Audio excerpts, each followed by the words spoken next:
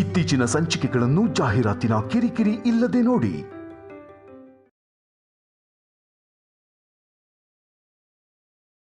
ಹೋಗ್ಲಿ, ಅನುಪಮ ಅಮ್ಮನ್ ಕರಿಲ್ಲ, ಸೀರೆ ಚೆನ್ನಾಗಿ ಉಡಿಸ್ತಾರೆ. ಅದರ ಅವಶ್ಯಕತೆ ಇಲ್ಲ. ಸೀರೆ ಸರಿಯಾಗಿ ಉಟ್ಕೊಂಡಿಲ್ಲ ಅಂತ ನೀನೇ ಹೇಳ್ತಾ ಇದ್ಯಾ? ಹೀಗೆ ಹೊರಗಡೆ ಬಂದ್ರೆ ಎಲ್ಲರೂ ನಗ್ತಾರೇನೋ ಆಫೀಸರ್. ಮೊದ್ಲೇ ಊರೊಳಗೆ ಹೋಗ್ತಾ ಇದೀವಿ. ಆದ್ರೂ ಸೀರೆ ಉಟ್ಕೊಳಕ್ ಬರಲ್ಲ ಅಂತ ಹೇಳ್ತಿದ್ಯಾ? ಅಲ್ಲ, ನೀನು ಒಂದ್ ಹೆಣ್ಣ. ಹಲೋ ಆಫೀಸರ್, ಸೀರೆ ಉಟ್ಕೊಳ್ಳೋದು ಎಷ್ಟು ಕಷ್ಟ ಅಂತ ನಿನಗ್ ಗೊತ್ತಾ? ನೀವ್ ಹುಡುಗ್ರೇನೋ ಪಟ ಪಟ ಅಂತ ಪ್ಯಾಂಟು ಶರ್ಟು ಹಾಕೊಂಡ್ಬಿಡ್ತೀರಾ. ನೀನ್ ಹೇಳ್ತಿರೋ ಅಷ್ಟು ಕಷ್ಟ ಅಲ್ವೇ ಅಲ್ಲ. ಪಂಚೆ ಕಟ್ಕೊಂಡ್ ಹಾಗೆ ನೆರಿಗೆ ಹಾಕಿ ಕಟ್ಕೊಂಡ್ರೆ ಆಯ್ತು. ಅಷ್ಟೇ ಯಾಕೆ, ಸಂಪದಾಗ ನಾನು ಎಷ್ಟೋ ಸಲ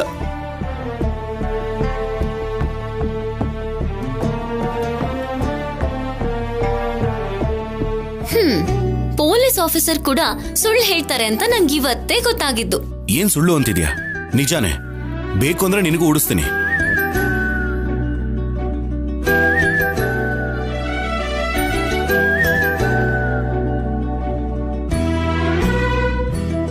ಹೌದಾ? ಹಾಗಿದ್ರೆ ನಿಜವಾಗ್ಲೂ ನಿಮಗೆ ಸೀರೆ ಉಡ್ಸೋದಕ್ ಬಂದ್ರೆ ಉಡ್ಸಿ.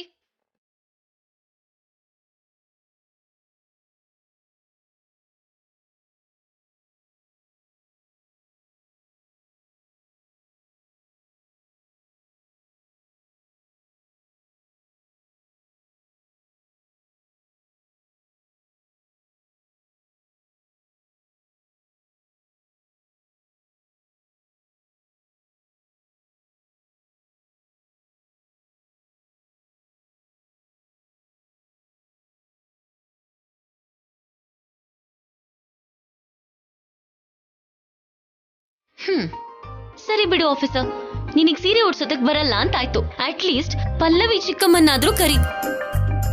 ಯಾರೂ ಬರೋದು ಬೇಕಾಗಿಲ್ಲ, ನಾನೇ ಉಡಿಸ್ತೀನಿ.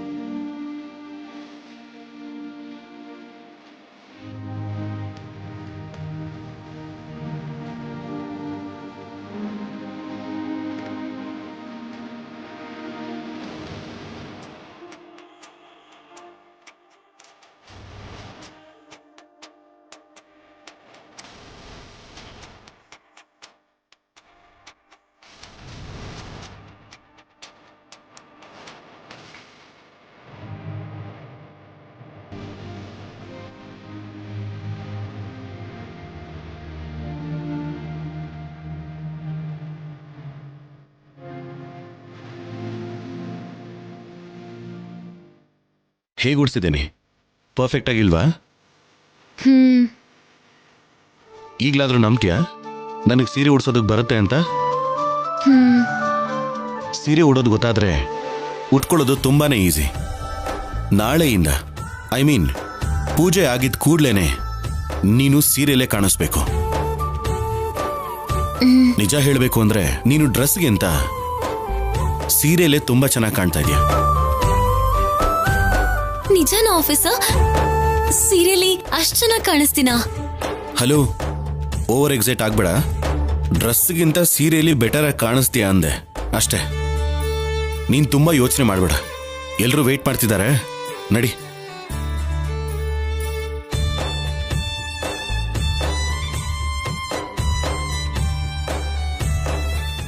ಬಾಲಾಜಿ, ಸ್ವಲ್ಪ ನನ್ ಜೊತೆ ಬಾ.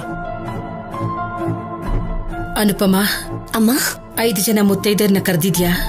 ಪೂಜೆ ಆದ್ಮೇಲೆ ಬಾಗಿನ ಕೊಡ್ಬೇಕಲ್ವಾ? ಕರ್ದಿದ್ದೀನಮ್ಮ, ಬಂದ್ಬಿಡ್ತಾರೆ. ಪುರೋಹಿತ್ರು ಇನ್ನೂ ಬಂದಿಲ್ಲ. ಒಂದ್ಸರಿ ನೆನಪು ಮಾಡ್ಬೇಕಿತ್ತು. ಅವ್ರು ಬಂದ್ರೆ ಶೌರ್ಯ ಕಲ್ಯಾಣಿ ಏನೇನ್ ಮಾಡ್ಬೇಕು ಅಂತ ಹೇಳ್ತಾರೆ. ಅವ್ರಿಗೆ ನಾನು ಹೇಳಿದ್ದೀನಮ್ಮ, ಇನ್ನೇನು 5 ನಿಮಿಷದಲ್ಲಿ ಬಂದ್ಬಿಡ್ತಾರೆ. ಕಲ್ಯಾಣಿ ತಯಾರಾದ್ಲಾ? ಆಗ್ತಿದ್ದಾಳಮ್ಮ. ತುಂಬಾ ಸಂಭ್ರಮ ಪಡ್ದೆ ಉತ್ಸಾಹನ ಕಮ್ಮಿ ಮಾಡ್ಕೊಂಡ್ರೆ ಒಳ್ಳೇದೇನೋ. ಯಾಕಂದ್ರೆ ಇವತ್ತೊಂದಿನ ಮಾತ್ರ ನನ್ನ ಮಗ ಕಲ್ಯಾಣಿ ಗಂಡ ಹೆಂಡತಿ ತರ ಇರ್ತಾರೆ. ಮತ್ತೆ ನಾಳೆಯಿಂದ ಎಲ್ಲ ಮಾಮೂಲಿನೇ. ಗೋಡೆ ಆ ಕಡೆ ನೀವು, ಈ ಕಡೆ ನಾವು.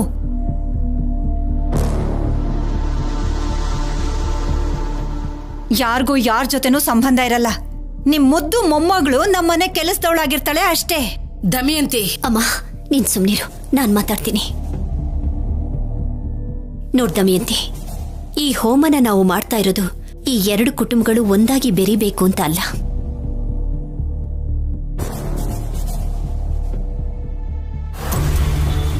ಶೌರ್ಯನಿಗೆ ಬಂದಿರೋ ಗಂಡಾಂತರ ಹೋಗ್ಬೇಕು ಅಂತ. ನಾವ್ ಎಷ್ಟೇ ಹೊಡೆದಾಡಿದ್ರು, ನಾವ್ ಎಷ್ಟೇ ಬಡ್ದಾಡಿದ್ರು ಸರಿ, ರಕ್ತ ಸಂಬಂಧದಲ್ಲಿ ಯಾವುದೋ ಒಂದು ಮೂಲೆಯಲ್ಲಿ ಪ್ರೀತಿ ಇದ್ದೇ ಇರುತ್ತೆ. ಈ ಪೂಜೆ ಮುಗಿಯೋವರೆಗೂ ನಾವೆಲ್ಲರೂ ಒಂದಾಗಿದ್ರೇನೆ ಚೆನ್ನಾಗಿರುತ್ತೆ.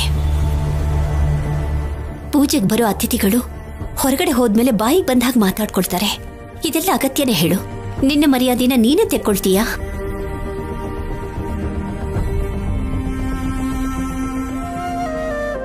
ಅಮ್ಮ ನಮಸ್ಕಾರನಮ್ಮ. ನಮಸ್ಕಾರ ಪುರೋಹಿತ್ರೆ. ಇವತ್ತು ನಡಿಬೇಕಾಗಿರೋ ಹೋಮದ ಬಗ್ಗೆ, ಪೂಜೆ ಬಗ್ಗೆ ಅವ್ರು ಏನ್ ಮಾಡ್ಬೇಕು, ಹೇಗ್ ಮಾಡ್ಬೇಕು ಅಂತ ಹೇಳಿದ್ರೆ ಅವ್ರು ಹೋಗ್ ಬರ್ತಾರೆ. ಸರಿನಮ್ಮ. ಶೌರ್ಯ ಅವರೇ, ಅಮ್ಮ ಕಲ್ಯಾಣಿ, ಪೂಜೆ ನಡೆಸೋ ದಂಪತಿಗಳು ನೀವೇ ಆಗಿರೋದ್ರಿಂದ ಸ್ವಲ್ಪ ಹುಷಾರ ಕೇಳಿ. ನಿಮ್ಮ ಮದ್ವೆ ರಾಹುಕಾಲದಲ್ಲಿ ನಡೆದಿರೋದ್ರಿಂದ ಕೆಲವೊಂದು ದೋಷಗಳಿವೆ. ಹಾಗೆ ಶೌರ್ಯ ಅವ್ರಿಗೂ ಪ್ರಾಣಾಪಾಯ ಇದೆ.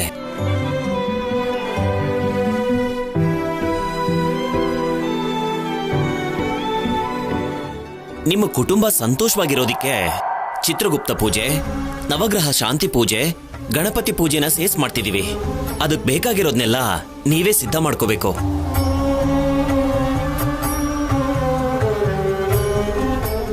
ಭತ್ತದ ಕದಿರು, ಗೋಮಯ, ಜೇನುತುಪ್ಪ, ನವಜಾತಿ ಹೂಗಳು ಎಲ್ಲನೂ ನೀವೇ ತಗೊಂಡ್ ಬರಬೇಕು.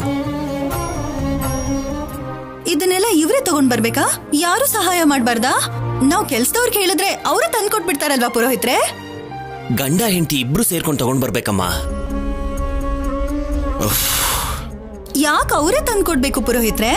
ಪಲ್ಲವಿ, ನಮ್ ಹಿರಿಯರು ಪೂಜೆನ, ವ್ರತನ, ಹೋಮನ ಸುಮ್ನೆ ಮಾಡಲ್ಲ. ಪ್ರತಿಯೊಂದ್ರ ಹಿಂದೇನೂ ಎಷ್ಟೋ ಆಲೋಚನೆಗಳು, ಉಪಯೋಗಗಳು ಇರುತ್ತೆ. ನಮ್ಮ ಸಂಸ್ಕೃತಿ ಅಷ್ಟು ದೊಡ್ಡದು. ಅದಕ್ಕೆ ಈಗ್ಲೂ ನಮ್ಮ ಭಾರತೀಯರಿಗೆ, ನಮ್ಮ ಸಂಸ್ಕಾರಕ್ಕೆ ತುಂಬಾ ಬೆಲೆ ಕೊಡ್ತಾರೆ. ಓ,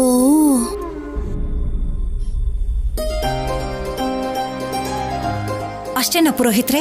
ಇನ್ನೂ ಏನಾದ್ರೂ ಇದ್ಯಾ? ಇಲ್ದೇನೆ ಏನೋ ಇನ್ನೂ ಇದೆಯಮ್ಮ. ಅದನ್ನೆಲ್ಲ ನನಗೆ ತಂದ್ಕೊಟ್ರೆ ಪೂಜೆಗೆ ಬೇಕಾಗಿರೋದ್ನೆಲ್ಲ ನಾನು ಏರ್ಪಾಡು ಮಾಡ್ಕೋತೀನಿ. ನೀವು ಆಗ ದಂಪತಿಗಳಿಗೆ ಮಂಗಳ ಸ್ನಾನ ಮಾಡಿಸಿ ಮದ್ವೆ ಗಂಡು ಹೆಣ್ಣಿನ ಹಾಗೆ ಸಿದ್ಧ ಮಾಡಿ ಪೀಠದ ಮೇಲೆ ಕೂರಿಸ್ಬೇಕು.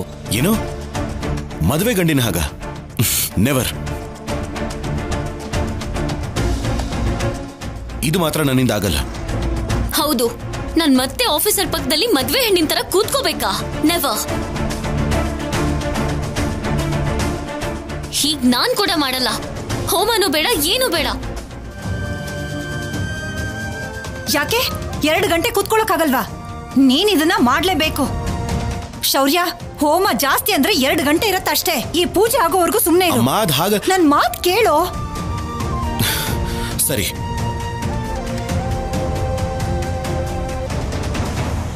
ಅಮ್ಮ, ವ್ರತಕ್ಕೆ ಬೇಕಾಗಿರೋದನ್ನ ತರೋದಿಕ್ಕೂ ಮುಂಚೆ ಗಂಡ ಹೆಂಡತಿ ಇಬ್ರು ಮನೆ ಗೋಡೆ ಮೇಲೆ ಅರ್ಶನ ಕುಂಕುಮದಿಂದ ಬಲ್ಗೈ ಅಂಗೈನಲ್ಲಿ 7 ಮುದ್ರೆನ ಹಾಕ್ಬೇಕು. ಯಾಕೆ? ಮನಸ ವಾಚ ಕರ್ಮಣ ಇಬ್ರು ಸೇರಿ 7 ಜನ್ಮದಲ್ಲೂ ತಾವೇ ಗಂಡ ಹೆಂಡತಿ ಆಗಿರ್ಬೇಕು ಅಂತ ಕೋರ್ಕೊಳ್ಳೋದಿಕ್ಕೆ ಅದು ಪ್ರತೀಕ. ಈ ಜನ್ಮದಲ್ಲೇ ಕಲ್ಯಾಣಿನ ನಾನು ಹೆಂಡತಿ ಅನ್ಕೊಳ್ಳಿಲ್ಲ, ಇನ್ನು 7 ಜನ್ಮನ? ನೋವೇ. ನಂದು ಅದೇ ಉತ್ತರ ಪುರೋಹಿತ್ರೆ.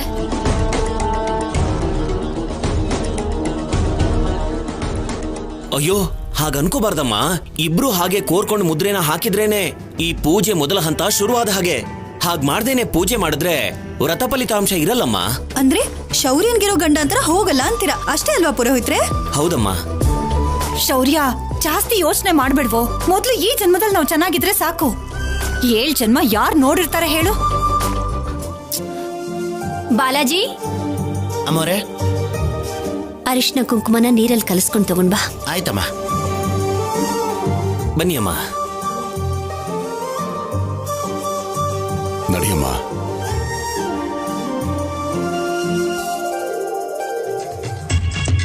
ಬನ್ನಿ. ಕುಂಕುಮ ಒಂದು ಹೆಣ್ಣಿಗೆ 5ನೇ ಪ್ರತೀಕ. ಅದು ಗಂಡನ್ಗೆ ಲಭಿಸುತ್ತೆ. ಅದಕ್ಕೆ ಹುಡುಗ ಕುಂಕುಮನ ಅಂಗೈಯಲ್ಲಿ ಅದ್ಕೊಂಡು ಮುದ್ರೆನ ಹಾಕ್ಬೇಕು. ಅರಿಶಿಣ ಅಂದ್ರೆ ಮಂಗಳಕರ, ಮನೇಲಿ ಎಲ್ಲ ಒಳ್ಳೇದಾಗ್ಬೇಕು ಅಂತ ಕೋರ್ಕೊಳ್ಳೋ ಹೆಣ್ಣಿನ ಮನಸ್ಸಿನ ಪ್ರತೀಕ.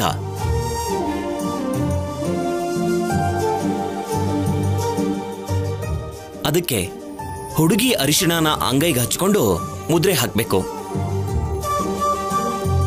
ಇಬ್ರು ಒಬ್ರು ಕೈನ ಒಬ್ರು ಹಿಡ್ಕೊಂಡು ಮುದ್ರೆ ಹಾಕಿಸ್ಬೇಕು. ಮೊದ್ಲು ಹುಡುಗಿ ಕೈಲಿ ಮುದ್ರೆನ ಹಾಕ್ಸಪ್ಪ. ಓಂ ಹಿರಣ್ಯವರ್ಣಾಂ ಹರಿಣೀಂ ಸುವರ್ಣರಜತಸ್ರಜಾಂ ಚಂದ್ರಾಂ ಹಿರಣ್ಮಯೀಂ ಲಕ್ಷ್ಮೀಂ ಜಾತವೇದೋ ಮಮಾವಹ ತಾಂ ಆವಹ ಜಾತವೇದೋ ಲಕ್ಷ್ಮೀಂ ಅನಪಗಾಮಿನಿ.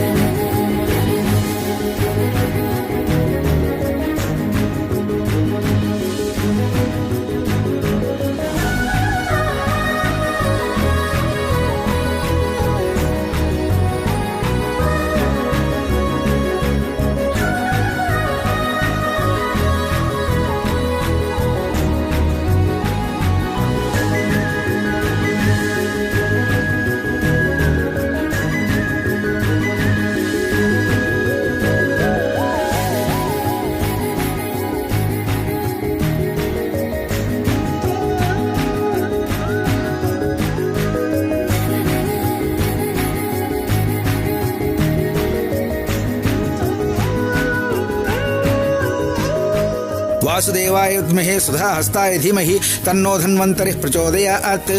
ಅಮ್ಮ, ಈಗ ನೀವು ಹಾಕ್ಸಿ. ಬಾಪ. ಓಂ ಸಹಸ್ರ ಶೀರ್ಷ ಪುರುಷಃ ಸಹಸ್ರಾಕ್ಷ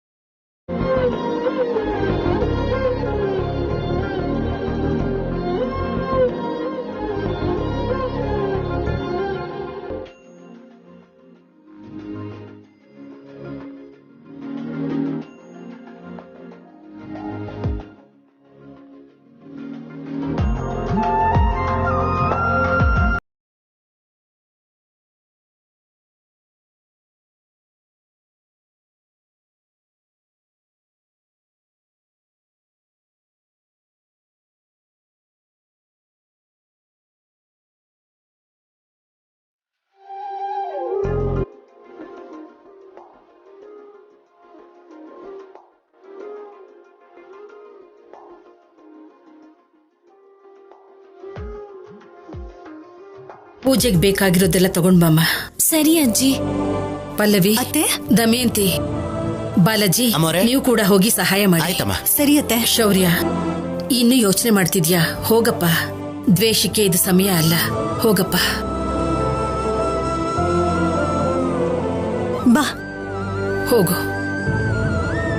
ಅನುಪಮ, ಪೂಜೆ ಏರ್ಪಾಡು ಮಾಡೋಣ ಬಾ. ಬನ್ನಿ ಪುರೋಹಿತ್ರೆ, ಬನ್ನಿ.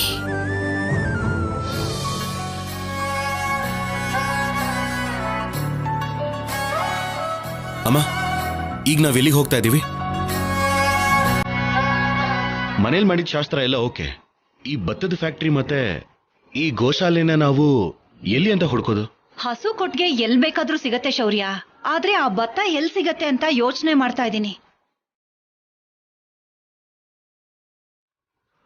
ಅಮ್ಮೋರೆ, ಅಷ್ಟೊಂದು ಯೋಚನೆ ಮಾಡೋ ಅವಶ್ಯಕತೆ ಇಲ್ಲಮ್ಮ. ನಮ್ಮ ಶಿವಪಾರ್ವತಿ ಅಮ್ಮೋರು ಬೆಳಗ್ಗೆನೆ ರಾಜುಗ್ ಫೋನ್ ಮಾಡಿ ಭತ್ತನ ಎತ್ತಿಡು ಅಂತ ಹೇಳಿದ್ರು. ಅವರು ಬನ್ನಿ ಅಂತ ಹೇಳಿದ್ದಾರೆ. ಅತ್ತೆ ಯಾವಾಗ್ಲೂ ಹೀಗೆ, ಅವ್ರಿಗೆ ಮುಂದಾಲೋಚನೆ ಜಾಸ್ತಿ. ಎಲ್ಲ ಕೆಲಸ ಮೊದ್ಲೇ ಮಾಡಿಟ್ಬಿಡ್ತಾರೆ. ಈಗ ಯಾವ ಕಡೆ ಹೋಗ್ಬೇಕು? ಅಲ್ಲೇ ಮುಂದೆ ದೇವಸ್ಥಾನದ ಹತ್ರ ತಿರುಗ್ಕೊಂಡ್ರೆ ಅದರ ಪಕ್ಕದಲ್ಲೇ.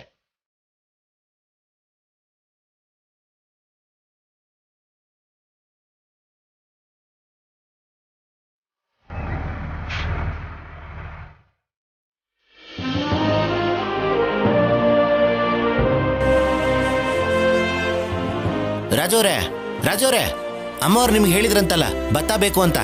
ಹೌದು ಬಾಲಾಜಿ. ನಮಸ್ಕಾರ ಸರ್. ನಮಸ್ಕಾರ ಸರ್. ಅದೇ ನಮಸ್ಕಾರ ಅಮ್ಮ. ಅಮ್ಮ ಅವ್ರು ಹೇಳಿದ್ರು ಅಲ್ಲಿ ನೋಡಿ ಭತ್ತ, ನಿಮ್ಗೆ ಎಷ್ಟು ಬೇಕೋ ಅಷ್ಟು ತಗೊಳ್ಳಿ. ಜಾಸ್ತಿ ಏನು ಬೇಡ, ಒಂದು 5 ಕ್ವಿಂಟಾಲ್ ಸಾಕು. ಸರಿನಪ್ಪ. ಬೆಳಿಗ್ಗೆನೆ ಹೊಲದಿಂದ ತಗೊಂಡ್ ಬಂದು ಭತ್ತನ ಬಡ್ದಿದ್ದೀವಿ. ಅಮ್ಮ ಅವರು ತೂರೋದ್ ಬೇಡ ಅಂದಿದ್ರು, ಅದಕ್ಕೆ ಮಾಡ್ಸಿಲ್ಲ. ಒಳ್ಳೇದು ರೀ. ಪೂಜೆಗೋಸ್ಕರ ಶೌರ್ಯ ಮತ್ತೆ ಕಲ್ಯಾಣಿ ಇಬ್ರು ಭತ್ತ ತೂರ್ಬೇಕು ಅಂತ ಅತ್ತೆ ಹೇಳಿದ್ದಾರೆ. ಸರಿ ಅಮ್ಮ. ಸರಿ, ನೀನ್ ಬಾ ಕಲ್ಯಾಣಿ. ಚಿಕ್ಕಮ್ಮ, ತೂರೋದು ಅಂದ್ರೆ ಏನು? ನನಗೂ ಹೆಸರು ಗೊತ್ತೇ ಹೊರತು ಪ್ರಾಸೆಸ್ ಏನು ಗೊತ್ತಿಲ್ಲಮ್ಮ. ಅತ್ತೆ, ತೂರೋದು ಹೇಗ್ ಮಾಡ್ಬೇಕು ಅಂತ ಹೇಳಿದ್ರೆ ಮಾಡ್ಬಿಡ್ತೀನಿ. ಭತ್ತನ ಮೊರಕ್ ಹಾಕೊಂಡು ಗಾಳಿಲ್ ತೂರಿದ್ರೆ ಕಡ್ಡಿ ಕಸ ಮತ್ತೆ ಜಳ್ಳು ಬೇರೆ ಆಗತ್ತೆ ಅಷ್ಟೇ. ಹಾಗೆ ಬಾಯಲ್ಲಿ ಹೇಳಿದ್ರೆ ಅವ್ರಿಗೆ ಹೇಗೆ ಅರ್ಥ ಆಗತ್ತೆ ಅಮ್ಮೋರೆ? ಹೇಳಿದ್ದನ್ನ ಮಾಡ್ಬೇಕು ಬಾಲಾಜಿ. ಯಾರು ಸಹಾಯ ಮಾಡಬಾರ್ದು ಅಂತ ಪುರೋಹಿತ್ರ ಹೇಳಿದಾರಲ್ಲ. ಹೌದೌದು, ದಂಪತಿಗಳಿಬ್ರು ಸೇರಿನೇ ಮಾಡ್ಬೇಕು. ಕಲ್ಯಾಣಿ, ಹೇಗೆ ಅಂತ ನಾನು ತೋರಿಸ್ತೀನಿ ಬಾ.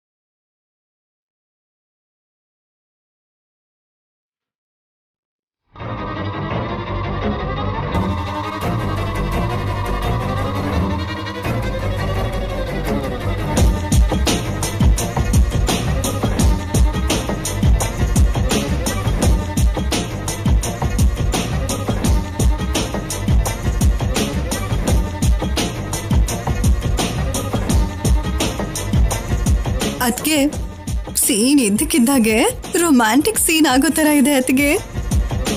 ರೊಮ್ಯಾಂಟಿಕ್ ಸೀನ್ ಅಲ್ಲ, ನನ್ ಮೈಯೆಲ್ಲ ಉರಿತಿದೆ. ಅವಳು ಕಣ್ಣು ಉರಿಯೋ ಹಾಗೆ ಮಾಡ್ತೀನಿ ನೋಡು.